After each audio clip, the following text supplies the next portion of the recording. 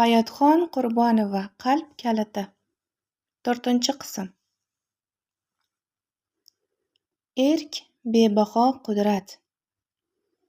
Aziz zamondoshim, oxirgi paytlarda tez-tez jihod haqida eshitib turibmiz. Lekin bu so'zning asl mohiyati, mazmunini bilasizmi? Keling, shu haqda suhbat quraylik. Jihod zulmga qarshi jang erur. Banda jihodni eng avvalo o'zidan boshlamog'i darkor. Chunki zulmning boshi o'zimizda. Alloh inson ruhini nurdan yaratdi va uning qalbiga joyladi. Lekin inson o'z erkidan noto'g'ri foydalanishi natijasida aqli nafsiga, ruhini qul qildi. Ruh mazlumlikda nafsga qul bo'ldi. Ruh va nafs o'rtasidagi kurash eng birinchi jihoddir. Bu jihod qurol talab etmaydi. U faqat sabr va shukr bilan o'z g'alabasiga erishadi. Agar ruh nafsni yengib ozod bo'la olsa, inson yaratganga qul, lekin o'z menligiga shoh bo'ladi. Alloh taolo bu og'ir jihod yo'lida bandasiga yengil bo'lishi uchun bir qancha ko'rsatmalarni berdi. Bolalaringizni o'ldirmang, odam o'ldirmang, o'zganing haqqini yemang, kibr qilmang, aniq bilmagan narsaga ergashmang, buzg'unchilik qilmang, g'azablanmang. Bir o'ylab ko'ring, biz shularning uddasidan chiqyapmizmi? Bolalarimizni o'ldirmadik deysiz, lekin dilozorlik ham qalb uchun o'lim.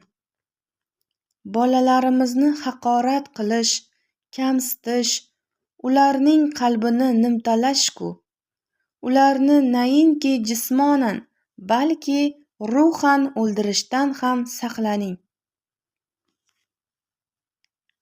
O'zganing haqqini yemang, yoxud o'g'irlik qilmang. Bu vazifani barchamiz bajarishimiz og'ir bir mushkulot bo'lsa kerak. O'zganing narsasini o'g'irlashni o'zimizga or bilamiz-u, lekin o'zganing quvonchini, tinchini, baxtini, fikrlarini, yutuqlarini o'g'irlashdan o'zni tiymaymiz. G'iybat qilib birodarlarimizning hurmatini, dilozorlik bilan uning tinchini, hasad bilan baxtini o'g'irlaymiz. Bu o'g'irlik buyum o'g'irlashdan ham og'irroq gunoh ekanligini bilmaymiz. Inson buyumini o'g'irlatsa, o'rnini to'ldirib oladi. Lekin banda tinchini, baxtini, hurmatini yo'qotsa, nima qila oladi? Bular pulga topilmaydi-ku. Alloh taolo kibrni, ya'ni manmanlikni harom qildi. Lekin biz manmanlikka berildik. O'zgalardan ustunlik da'vo qilib umr kechiramiz. Boshqalar ham insonligini unutamiz. Manmanligimiz tufayli asl hurmatni yo'qotamiz. Bir kun kelib bizni falonchi qilib turgan lavozim mavqe, boyligimiz ketsa, hech kim bo'lib qolishdan qo'rqmaymiz.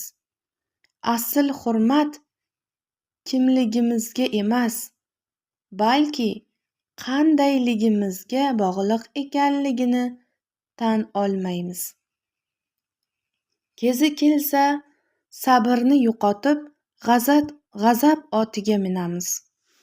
O'zimizni emas, o'zgani o'zgartirishga harakat qilamiz.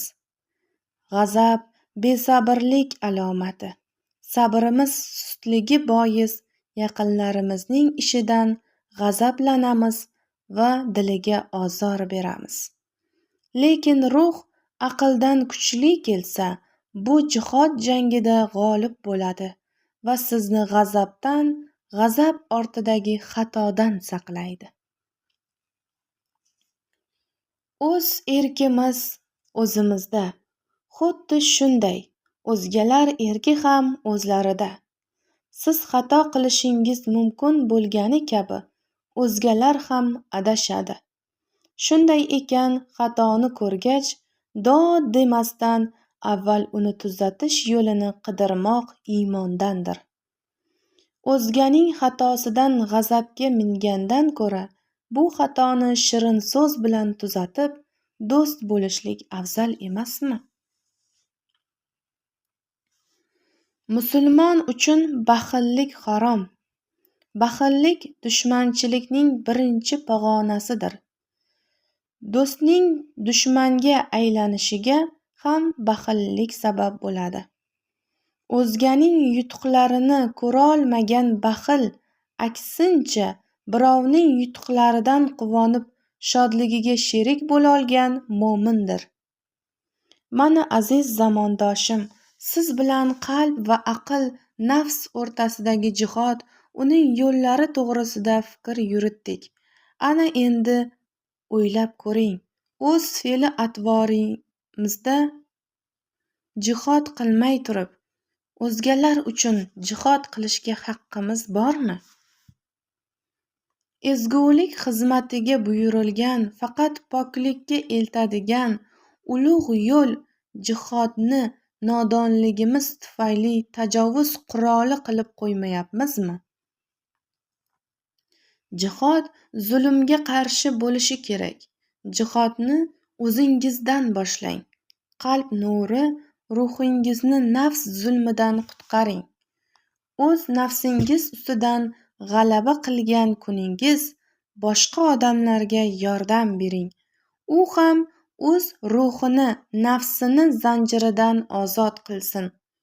Chunki barcha noma'qulchiliklar nafsdan keladi.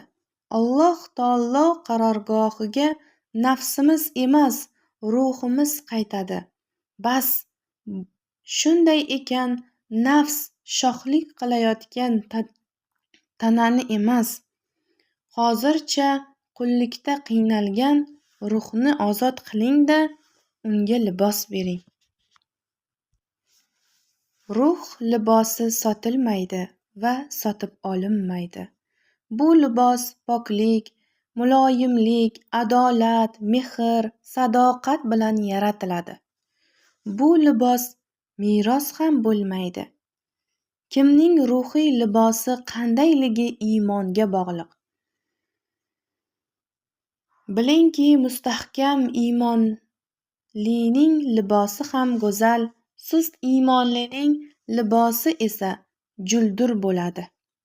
Iymoningiz qandayligini bilishni istaysizmi? Unda yuqoridagi vazifalarni bajarib ko'ring. O'zingizni o'zingiz imtihon qiling. Yaratgan egam, o'zing iymonimizni but qilish yo'llarini ko'rsat. Iymonimiz butligi, qalb pokligi uchun bo'ladigan ruh va nafs aql jihodida ruhimizni g'olib ayla. Hayotga va uning sinovlariga aqlim, nafsim ko'zi bilan emas, qalbim, vijdonim ko'zi bilan qarashni o'rgat. Chin mo'minlik. Yaqinda bir bemorga tashxis qo'yib, kasallik sabablarini tushuntirardim. Xonada o'tirgan ayol suhbatga qo'shildi. U bemorga qarab, hamisha namoz o'qib Allohdan tilang, dardingiz ariydi, namozda gap ko'p, dedi. So'ng menga ham nasihat qildi. Namoz o'qilmasa, musulmonlik bekor. Yoningizga kelayotgan kasallarni namozga da'vat qiling. Yoshi ulug'ligi uchun ichki e'tirozlarimni qaytardim, indamadim. Holi qolgach, qo'lim o'z-o'zidan qalamga yugurdi. Ey abrora banda, Alloh taolo sizni da'vat qiluvchi etib saylagani yo'q-ku. Yaratganni o'zi sizni namozga buyurib, ulug' kalomga muhrlab qo'ydi. Namoz Allohingiz bilan yakkama-yakka muloqot, suhbat. Axir uni zo'rlab, majburan bajartirib bo'ladimi?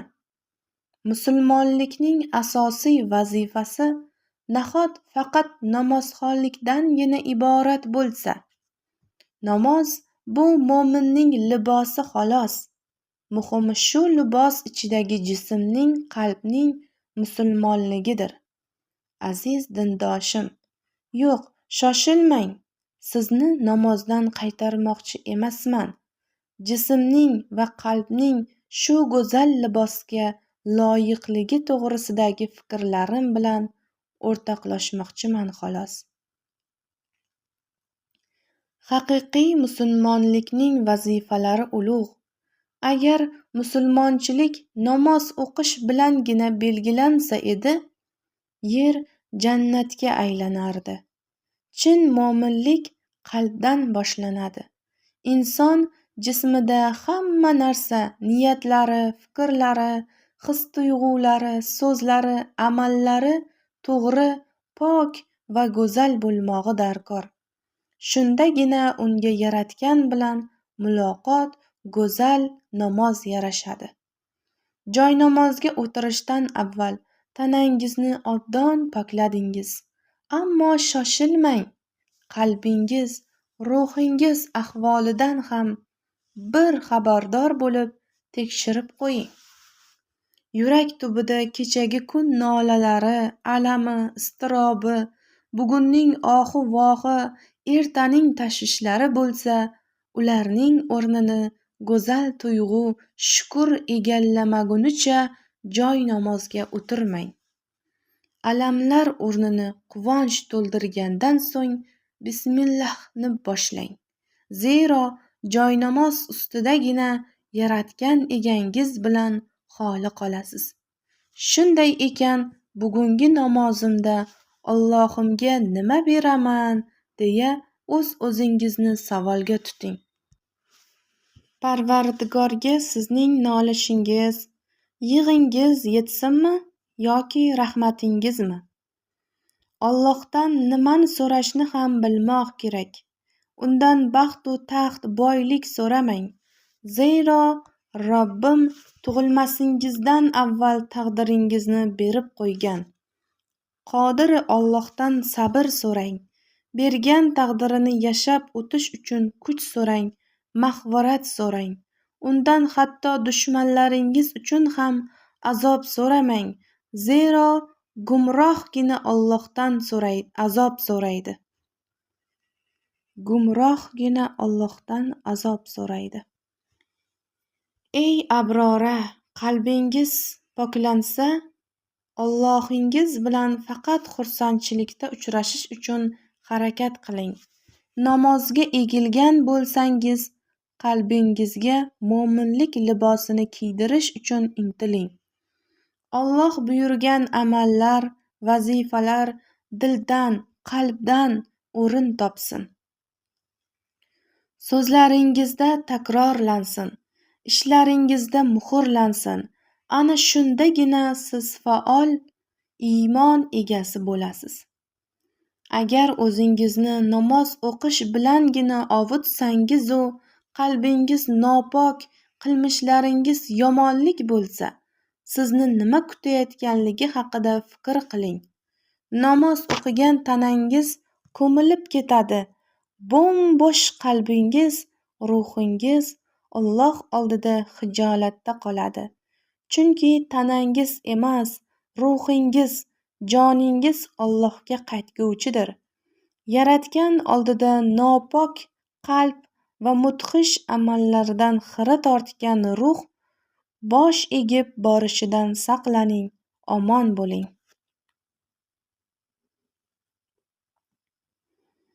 Gul qilib yaratgan ekansan. Bir kuni menga samoviy ustozlarim, farishtalar, sen gul bo'lib yashab ko'rgin deyishdi. Hozirgi odamlar gul qadriga yetishadimi? Bir uzib hidlashadi-da, toptab tashlashadi dedim. Men sher bo'lib yashayman. Sher bo'lishni sherga chiqargan sen ayolsan. Erning gulisan. Yerning gulisan. Gul bo'l. Shunday go'zal, oqila, muattar, isli gul bo'lki, seni ko'rganlarning ko'zi quvonsin. Sen bilan suhbatlashganning ongida chaqinlar chaqnasin. Mehringni simirganlar o'zgalarga ham mehr bera olsin. Seni uzishmoqchi bo'lishsa, tikanlaring sanchiladi. Axir odamzod qanday bo'lishni istasa bo'la oladi-ku. Istasa gul, istasa sher, istasa it, istasa to'ng'iz. Qani bir sinab ko'r. Bozorga chiqdim. Ochiq chiroy bilan salom berib, gurunch sotayotgan ayoldan necha pulligini so'radim. Yozib qo'yganman, ko'rmisiz? O'shqirdi sotuvchi ayol.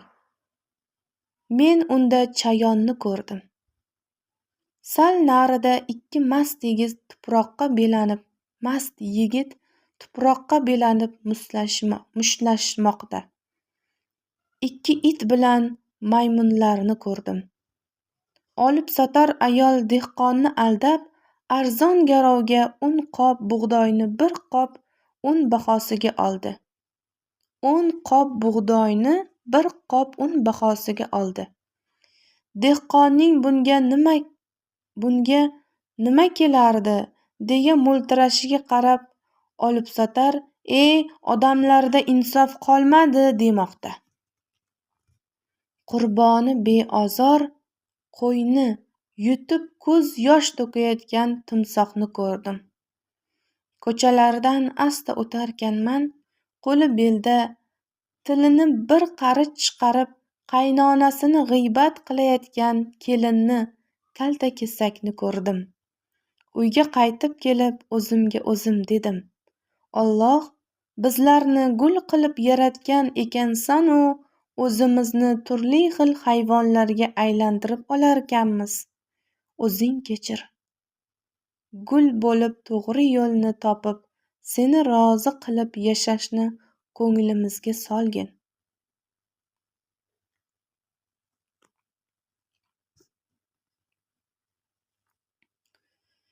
Illatlaringni yeb tashla. Biror nodon kishi hamisha hayotidan noligan edi. Bir nodon kishi hamisha hayotidan noligan edi. Uquvsizligi, dangasaligi, johilligi mevasi bo'lmish omadsizligini o'zidan emas, o'zgalardan ko'rardi. Uning tobora ko'payib borayotgan nolishlaridan yaqinlari ham, tanish-bilishlari ham bezor edi.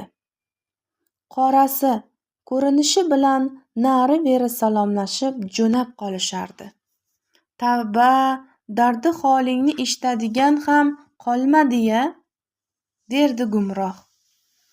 Mehribon Allohning unga rahmi kelib, farishtalaridan biriga odam qiyofasiga kirib, muslimning vazifalarini gumrohga anglatishni amr etibdi. Ey banda, musulmonmisan?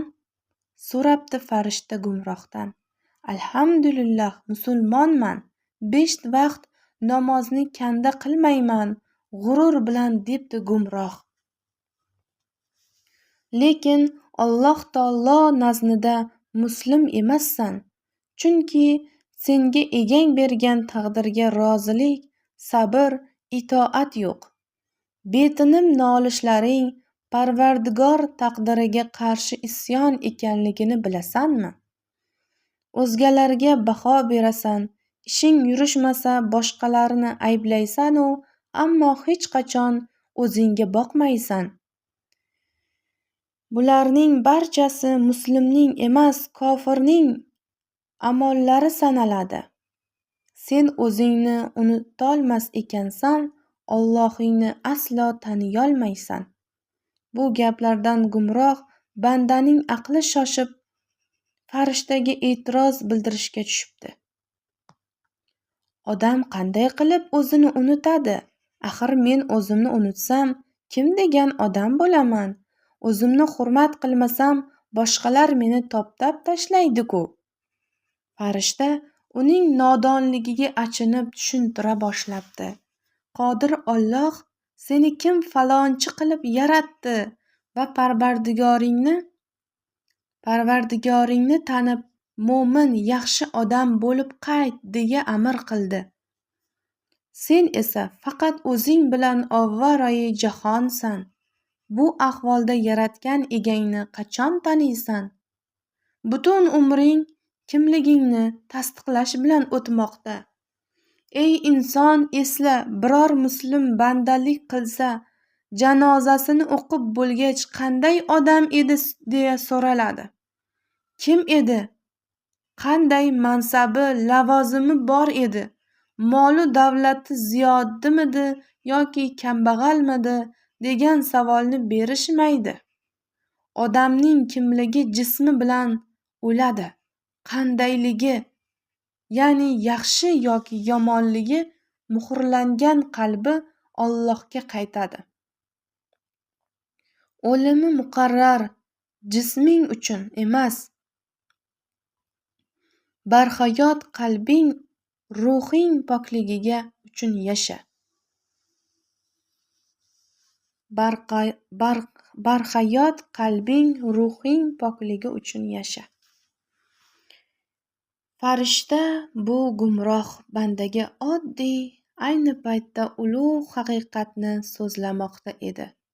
Banda yarim umrini o'zini avaylab, tasdiq qilish bilan o'tkazganidan afsus chekdi. Haliyam bo'lsa kech emasdir balki, deb o'yladi-da, farishtaga yuzlandi. Har xil odamlardan ko'p nasihatlarni eshitganman. Ammo Allohni qanday qilib tanish zarurligini gapirgan emaslar. Namoz o'qiganim, Parvardigorni taniganim deb yanglishgan ekanman. Sen menga do'st bo'lib maslahat ber. O'zimni unutish uchun nima qilay? Farishta aylana shaklida o'ralib, dumini tishlayotgan ilon suratini chizibdi. Aylana ichiga men so'zini yozib, bu mendan aylana tashqarisiga menchalar chiqara boshlabdi. Banda hech narsaga tushunmay hayron turarkan, farishta so'z boshlabdi. Ilon eng dono maxluq. Sen ham ilon singari dono bo'lgin deb shu rasmni chizdim. Ilon dumini tishlagani kabi, sen ham boshqalarni emas, o'zingni tishlashni o'rgan. Ilon ichiga men so'zini yozganim boisi shundan. Bu surat sen uchun timsoliy vazifa bo'lsin. O'zgalarni emas, o'zingni yegin. Aytaylik, bugun och qolsang, ovqatni vaqtida tayyorlamagan xotiningni emas, o'zingdagi sabrsizlikni aybla. Do'sting qattiq gapirib xafa qilgan bo'lsa, uni emas, o'zingdagi ginachilikni qorala. Bolang maktabdan yomon baho olib kelsa, o'qituvchilardan emas, o'z nodonligingdan deb bil. Zero sen xulqi atvoringdagi illat qusurlar sababli o'zgalarning xatolarini ko'rmoqdasan. Chunki xulqing atrofingdagi odamlarni xato ishlarga yo'llamoqda. Qodir Alloh odam bolalari zimmasiga yuklagan ularni to'g'ri yo'lga yo'llovchi vazifalarni unutib qo'ygansan. Allohga shirk keltirma. Ota-onangni hurmat qil. Qotillik qilma, o'g'irlik qilma. Hammaga birday mehribon bo'l. yolg'on gapirma, yetimning haqqini yema, va'da berdingmi, ustidan chiq. Munofiqlik qilma, g'iybat qilma, xiyonat qilma, chaqimchilik qilma, zinodan saqlan, xafa bo'lma, xafa qilma, nolima, hasadgo'y bo'lma. O'zingga ravo ko'rmaganni o'zgalarga ham ravo bilma. Lekin siz bandalar yaratgan egangiz poklagan vazifalarni bajarmayapsizlar. Lekin siz bandalar yaratgan egangiz yuklagan vazifalarni bajarmayapsizlar. Boshingga tushayotgan ko'rguliklarning asosiy sababi ana shunda. Har bir noxush voqeadan so'ng boshqalarni emas, o'zingni yesang, mening kichirayib boradi. Farazimizdagi ilon dumidan boshlab o'zini yegani sayin kichirayib, oxiri bir nuqtaga aylanadi. Farishta ilon ichidagi men so'zidan aylana tashqarisiga chiqarilgan menchalarga ishora qilib so'zini yakunladi. Mana aziz inson, menliging sekin asta shu tarzda parchalanib, yo'qolib boradi va bir kun kelib men demay qo'yasan.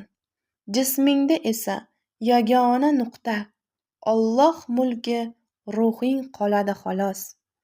Banda boshini ko'tarib qaraganda farishta yo'q bo'lib qolgan. U esa o'zi uchun eng zarur ulug' haqiqatni anglab yetgan edi.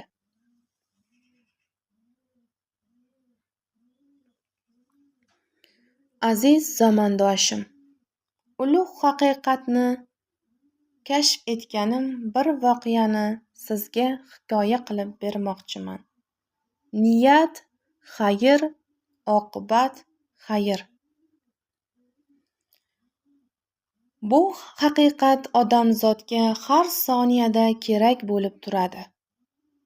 1993-yil, yoshim 33da. Farishtalar, ya'ni samovat bilan muloqot boshlaganimga ham 3 yil bo'layotgandi. 3 yil bo'layotgandi.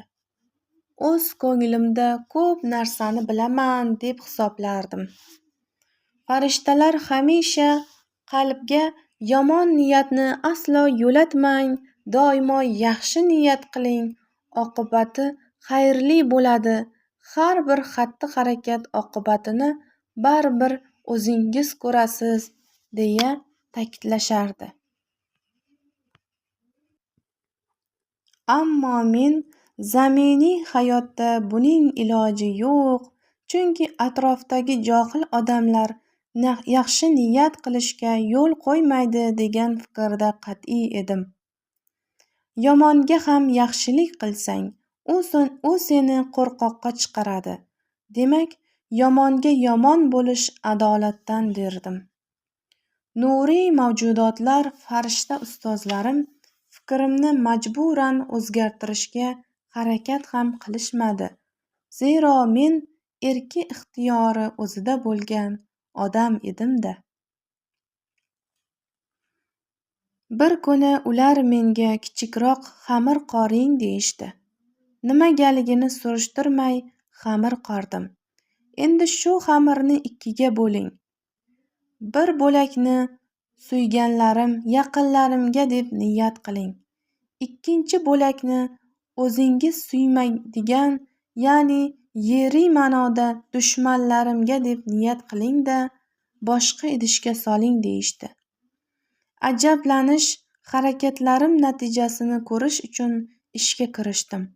Birinchi bo'lakni turmush o'rtog'im va bolajonlarimning rizqi deb belgilab, ularga bo'lgan mehrim bilan xamirni mushtlab, o'rab qo'ydim. Mazza bo'lib pishadigan bu nonimni dilbandlarim tanlari yayrab yeysin, charchoqlari arisin deya niyat qildim. Xamirning ikkinchi bo'lagini qo'lga olarkanman, kimga atalganini eslashim bilan yuragimni nafrat qopladi. Mana senga nafratim, g'azabim qo'shilgan nonni tayyorlayapman deya qarshimdagi dushmanni mushtlaganday xamir bechorani mushtlab alohida o'radim. 2 soatlardan so'ng ko'pchigan xamirlardan bir xil non yasab gaz plita patnisiga terdim-da duxovkasiga qo'ydim. Eslasam hamon xijolat tortib ketaman, chunki bir xil xamirdan 2 xil non pishgan edi-da. Mehrimni qo'shib mushtlagan nonim baland ko'tarilib yumshoq bo'lib pishdi. G'azab va nafrat bilan mushtlagan nonim ko'tarilmadi. Merch bo'lib issiq gazda uzoq turgani sababli qotib qoldi. Ana mo'jiza! Bir xil xamirdan 2 xil niyatda olingan zuvolalar samarasi. Va eng muhimi, kimga atalganidan qat'iy nazar, bu 2 xil non mening mehnatim mahsuli edi. Natijasini o'zim ko'rib turganim, shu mehnatim mahsuli baholanganidami, ikkisi uchun ham o'zim baho olardim. Yaqinlarimga yaxshi niyatlarim qo'shib qorilgan chiroyli nonimga berilgan a'lo bahodan shodlanadigan ham, dushmanlarim uchun yomon niyatlarim bilan arang pishgan merch nonimning yomon bahosidan uyaladigan ham o'zim edim. Qalb ko'zim charaqlab ochilganday bo'ldi. Modomiki har bir qiladigan ishim uchun o'zim baho oladigan bo'lsam, nega bu ishlarni goh a'loga, goh yomon bahoga bajarishim kerak? Demak, ish amalimiz kimga qaratilgani emas, qanday niyatda shu ishni bajarganimiz muhim ekan. O'z qo'lim bilan qilingan ish yomon odamga atalgan bo'lsa ham, natijasini o'zim ko'rdim. O'zim bu ish uchun Yaratgan oldida javob beraman. Bu ulug' haqiqatni anglatgan Allohga shukr dedim o'sha yaxshiga yaxshi, yomonga yomon bo'lish kerak degan fikrdan qaytdim. Aziz zamondoshim, oqibati yaxshi bo'lsin desangiz, aslo yomonlikka qo'l urmang. Siz yaxshilik qilmoqchi bo'lgan odam shunga arziydimi yo'qmi, yaxshi niyat ila yaxshilik qilavering. Oqibatini o'z ko'zlaringiz bilan ko'rasiz. Yaratgan egangiz harakatingizni qandayligiga qarab baholaydi. Fikringizcha yomon odam uchun kattami, kichikmi yomonlik qilib azobini o'zingiz tortmang. Unutmang, kimga yo'llanganidan qat'iy nazar har bir ishingiz, xatti-harakatingiz maqsadi yaxshilik bo'lsin va uni yaxshi niyat bilan boshlang. Yaxshi niyat bilan boshlang. O'zgalar qadriga yetmagan yaxshiligingizni Alloh qadr qilguvchidir. Zero Qur'oni Karimning 45-Josiya surasi 14-15 oyatlarida shunday marhamat qilingan. Ey Muhammad, iymon keltirgan zotlarga ayting, ular Alloh va'da qilgan hisob-kitob kunlaridan noumid bo'lgan kimsalar yetkazayotgan azor, aziyatlarni kechirib yuboraversinlar, toki Alloh o'sha azorlarga sabr toqat qilgan qavmni kasb qilgan narsalari, ya'ni kechirib yuborganliklari sababli mukofotlagay. Kim biron yaxshilik qilsa, bas o'zi uchun, ya'ni o'z foydasiga qilgan bo'lur. Kim yomonlik qilsa, bas o'z ziyoniga qilgan bo'lur. So'ngra Parvardigoringizga qaytarilursizlar. Tushdagi haqiqat. Anchadan buyon dunyo dinlari haqida ko'p fikrlardim. Nega dinlar ko'p? Ularning mazmuni o'zagi bir xilga o'xshaydi-yu, lekin atamalari, amallari, udumlari har xil. O'zimcha ularni o'rgana boshladim. Dunyodagi ko'plab dahshatli voqealar, urush-janjallar sababi ham shu dinlar o'rtasidagi kelishmovchiliklar ekanligiga amin bo'ldim. Aqlim lol, nega Alloh dinlarni ko'paytirgan ekan? Nega kitoblar soni ko'p? Nega hamma bir xil sig'inmaydi? degan savollar meni qiynay boshladi. Har qancha urinmay bularga javob topa olmas edim. Hamma dinlar ezgulikka chaqiradi-yu, nega yovuzlikka sabab bo'lib qoladi?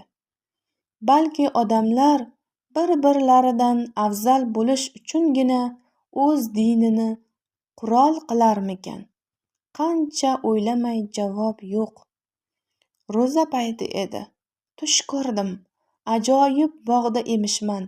Mevalar, gullar biznikiga o'xshaydi-yu, lekin boshqacharoq. Bog' go'zalligidan lol hayron tursam, qarshimda oq harir libosda bir odam paydo bo'ldi. Odam desam, odam surati xolos. Ikki yelkasida nur aylanib turibdi, xuddi qanot deysiz. U menga tabassum qilib salom berdi va men farishtaman. Ba'zi savollaringizga javob berish uchun amr etildim dedi. Biroz cho'chidim ham, lekin uning nurli yuzi, muloyim tabassumini ko'rib o'zimni qo'lga oldim. Chunki undan qandaydir latif, juda yoqimli harorat taralardi. Farishtalar Allohning yaratganlari-ku deb unga ishonch bilan quloq tutdim. Farishta so'z boshladi. Ey muslima, siz Allohning dinlarini o'rgandingiz va ular haqida fikr yuritdingiz. Bu masaladagi savollaringizga Allohning javoblarini sizga olib keldim. Men shoshilib, "Iye, Alloh oddiy odam bilan gaplashadimi?" deb yubordim. Farishta esa asta qo'lidagi kitobni ochdi-da, undagi so'zlarni o'qiy boshladi. Alloh o'z amri irodasi bilan o'zi xohlagan bandalariga farishtalarini shunday vahiy bilan tushirur. Ey payg'ambarlarim, insonlarni ogohlantiringlarki, hech qanday iloh yo'q, faqat men o'zimgina bordirman. Bas, barchalaringiz mendangina qo'rqingiz. Qur'oni Karim 16-Nahl surasi 2-oyat. Qur'onni osmondan jinlar olib tushganlari yo'q. Ular uchun buning imkoni yo'q va ular bunga qodir ham emaslar. Chunki ular vahiyni o'g'rincha eshitib olishdan chetlatilganlari aniqdir. 26-Shuara surasi 210-212 oyatlar. Men shu amr bilan sizga so'z aytmoqchiman, dedi u. Farishtaning bu so'zlaridan qalbim ishonchga to'lib, jon qulog'im bilan eshita boshladim. Bu iblis hiylasi bo'lsa-chi degan shubham butkul yo'qoldi. Farishta so'zida davom etdi. Siz muslima bo'lsangiz-da xatolarga yo'l qo'yyapsiz. Qodiri samovot bani basharga o'z vaqti uchun payg'ambar berdi va ularni bir din qildi. Ey insonlar, sizlarning millatingiz, diningiz haqiqatda bir dindir, ya'ni islomdir. Anbiyo 21-Anbiyo surasi 92-oyat. Uning o'zi sizlarni shu muqaddas din uchun sayladi va bu dinda sizlarga biron xaraj tanglik qilmadi. Otalaringiz Ibrohimning dinini ya'ni islomni ushlangiz, toki qiyomat kunida payg'ambar sizlarning ustingizda guvoh bo'lishi uchun, sizlar esa barcha dinlardagi odamlar ustidagi guvoh bo'lishingiz uchun Allohning o'zi sizlarni ilgarigi muqaddas kitoblarida ham, mana shu Qur'onda ham musulmonlar, ya'ni o'zining diniga bo'ysunuvchilar deb atadi. 22-Haj surasi 78-oyat va sizlarga 42-Shuro surasi 11-13-oyati karimada shunday buyurdi: Ey mo'minlar, Alloh sizlar uchun ham dindan Nuhga buyurgan narsani va biz sizga, ya'ni Muhammadga vahiy qilgan narsani, shuningdek biz Ibrohim, Muso va Isoga buyurgan narsani shariat qonun qildi. Dinni barpo qilinglar va unda firqa bo'lib bo'linmanglar. Bu yangi haqiqatlardan aqlim shoshdi. Nahot shunchalar ilmsiz bo'lsam? Farishta so'zida davom etdi va yana Alloh sizlarga 6-Anon surasi 108-oyatda Allohdan o'zgaga sig'inadigan kimsalarni butlarini so'kmangiz. U holda ular hadlaridan oshib johillik bilan Allohni so'kurlar. Axir bir millatga o'zlari qilgan amalni mana shunday chiroyli ko'rsatib qo'yganmiz, deb buyurdi. Ey muslima, sizning ham Alloh 4-Niso surasi 136-oyatda aytganidek: Ey mo'minlar, Allohga, uning payg'ambariga va shu payg'ambariga nozil qilgan kitobiga hamda ilgari nozil bo'lgan kitoblariga iymoningiz komil bo'lsin. Allohga, payg'ambarlarga, kitob, Qur'onga va ilgarigi kelgan kitoblarga iymoningiz komil bo'lsin. Kimki Allohga, farishtalariga, kitoblariga, payg'ambarlariga va oxirat kuniga ishonmasa, demak u juda qattiq adashibdi. 2-Baqara surasi 41-oyat. Sizlardagi narsani, Tavrotni tasdiq etgan holda nozil qilgan narsa Qur'onga iymon keltiringiz. Uni birinchi inkor qiluvchilardan bo'lmangiz va oyatlarimni qiymati oz narsalarga almashtirmanglar va mendangina ehtiyot bo'linglar. 35-Fotir surasi 25 hamda 31-oyatlar ham yuqoridagi iqtibos etilgan oyatlarni tasdiqlaydi. Muqaddas kitoblar haqida so'z borar ekan, 5-Moida surasi 46-47-48-oyatlarni keltirish joiz. Ularning izlaridan o'zidan oldingi Tavrotni tasdiqlovchi bo'lgan Iso binni Maryamni ergashtirdik va unga hidoyat va nurni o'z ichiga olgan, o'zidan oldingi Tavrotni tasdiqlaguvchi va taqvodorlar uchun hidoyat, pand, nasihat bo'lgan Injilni berdik hamda Injil ahli unda Alloh nozil qilgan narsalar bilan hukm qilsinlar dedik. Kimda kim Alloh nozil etgan din bilan hukm etmas ekan, ular fosiqlardir. Sizga esa, ey Muhammad, o'zidan oldingi kitoblarni tasdiqlaguvchi va u kitoblar ustida guvoh bo'lgan bu kitobni haqqi rost nozil qildik. Bas, odamlar o'rtasida Alloh nozil qilgan narsa bilan hukm qiling va sizga kelgan haqdan yuz o'girib, ularning havoi nafslariga ergashmang. Sizlardan har bir millat, ya'ni din uchun alohida shariat va yo'l qilib qo'ydik. Agar Alloh xohlasa edi, hammangizni bir millat qilib qo'ygan bo'lur edi. Lekin o'zi ato etgan narsalarda sizlarni imtihon qilish uchun har bir millatga alohida shariat yo'l qilib qo'ydi. Bas yaxshi amallarga shoshilingiz, barchangiz Allohga qaytishingiz bor. So'ng u zot sizlarga ixtilof qilguvchi bo'lgan narsalaringizning xabarini berur. Farishtaning bu so'zlaridan tilim lol qoldi.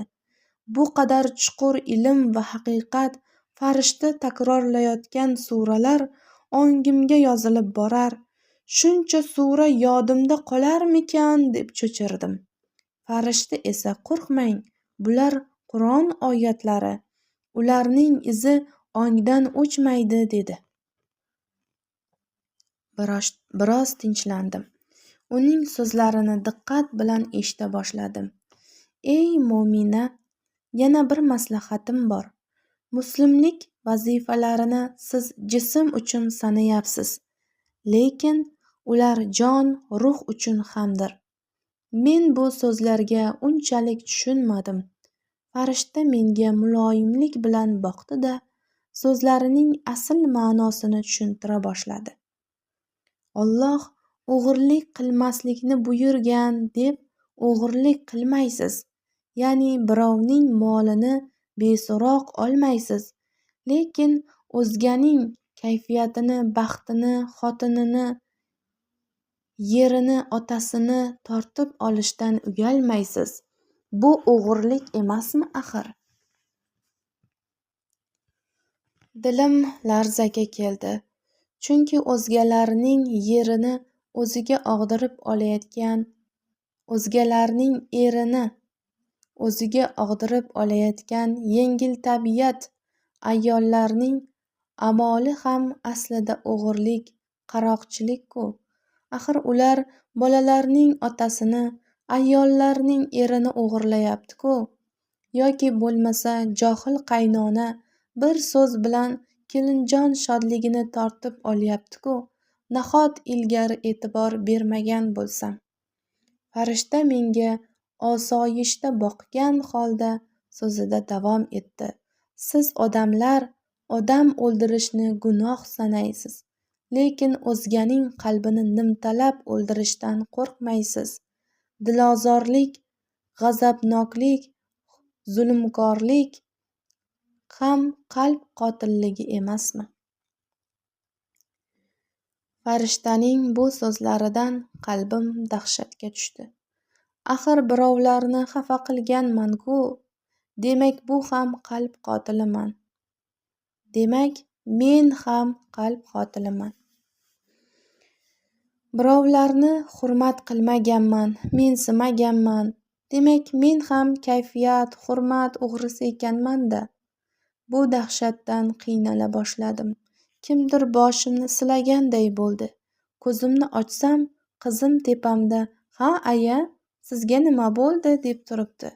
Allohga shukr, tushim ekan. Qur'oni Karim tafsiriga oshiqardim. Ongimga yozilgan suralarni takrorlagan ko'yi farishta aytgan suralarni ochdim. Yo Rab, hammasi to'g'ri, mo'jiza. Allohim, bu ilmni menga nasib etganingdan shodman. Buni zamondoshlarimga, ya'ni sizlarga ham yetkazishga shoshildim. Allohim, bizni to'g'ri yo'lga solayotganingdan shukridaman. 2003-yil. Hayotxon Qurbonova qalb kaliti. 36-betdan 48-betgacha. Tong yulduzi o'qib eshittirdi.